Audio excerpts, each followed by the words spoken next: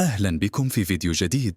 اليوم لدينا خبر مهم عن لاعب منتخب مصر ونادي الوكرة القطري حمدي فتحي، الذي تعرض لإصابة خلال مباراة فريقه ضد الدحيل في نصف النهائي كأس قطر. في الدقيقة 19 من المباراة تعرض حمدي فتحي لإصابة في الرأس بعد احتكاك مع أحد لاعبي الدحيل.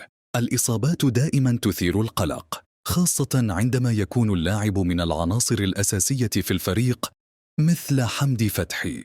هذه الإصابة قد تؤثر بشكل كبير على أداء الوكرة في البطولة الحالية، كما قد يكون لها تأثير على مشاركته مع المنتخب المصري في المباريات القادمة.